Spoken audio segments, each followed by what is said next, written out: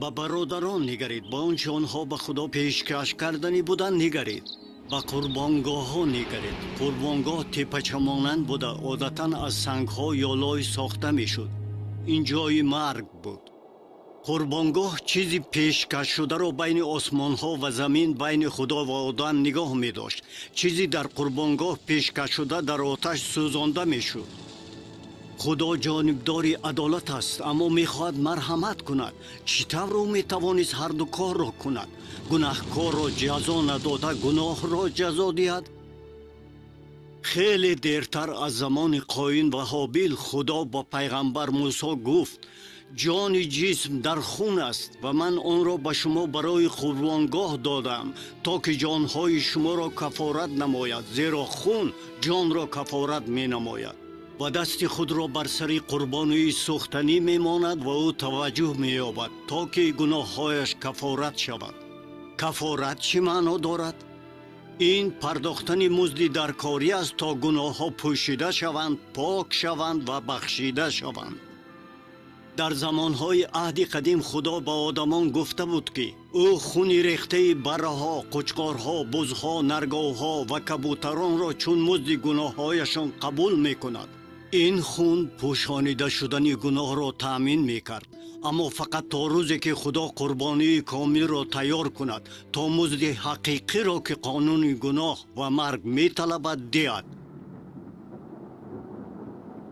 акнун ба қоин ва он чӣ ӯ ба худо пешкаш кардани буд нигаред. чӣ гуна меваҳо ва сабзавоти хуб. барои сабзонидани ин ӯ чӣ қадар меҳнат карда буд, аммо ин наметавонист гуноҳҳои ӯро пӯшонад, чунки хун надошт.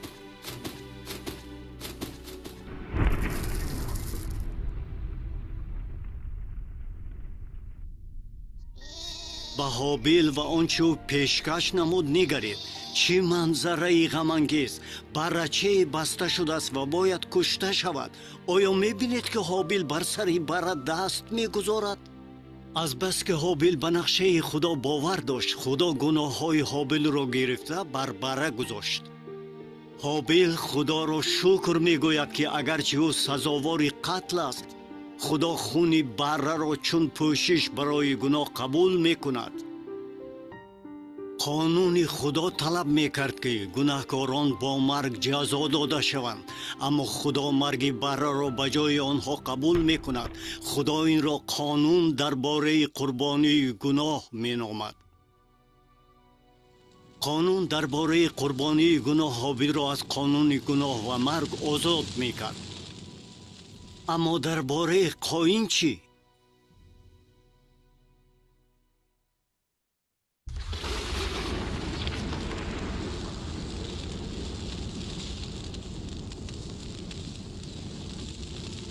шумо қурбонгоҳи қоинро мебинед? бар он чӣ чиз аст? растаниҳои пажмурда. акнун қурбонгоҳи ҳобилро бинед. бар он чӣ чиз аст? хун ва хокистар. худо дар бораи ин ду бародар ва парастиши онҳо чӣ фикр кард? парвардигор ҳобил ва ҳадияи ӯро писандид, аммо қобил ва ҳадияи ӯро написандид. гуфта нашудааст ки худо писандидани қурбонии ҳобил ва рад кардани қурбонии қоинро чӣ тавр нишон дод? навишта фақат мегӯяд: бо имон ҳобил ба худо назар ба қобил қурбонии беҳтаре пешкаш кард. бо имон ӯ росткор ҳисобида шуд ҳангоме ки худо дар бораи ҳадияҳои ӯ шаҳодат дод. азбаски ҳобил ба худо ва нақшаи ӯ боварӣ дошт, ӯ бахшида шуд ва росткор эълон карда шуд. ин тӯҳфаи худо ба ҳобил буд. худо гуноҳҳои ҳобилро бар барра гузошт. барра ба ҷои ҳобил мурд. хуни барра рехта мешуд ва ҷисми он пурра сӯзонда мешуд.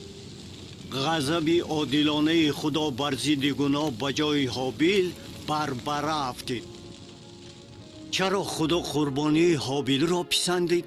чунки ин ба наҷотдиҳандаи меомада ишора мекард ки бои қарзи гуноҳи ҷаҳонро пардохт мекунад. از باعث باوری به نقشه خدا هابیل اکنون با خدا مناسبت‌های درست داشت. دیرتر هنگامی که هابیل مرد، به جای آنکه برای همیشه از خدا دور کرده شود، او نزد خدا برده شد. قانون درباره قربانی گناه بر قانون گناه و مرگ غالب شد.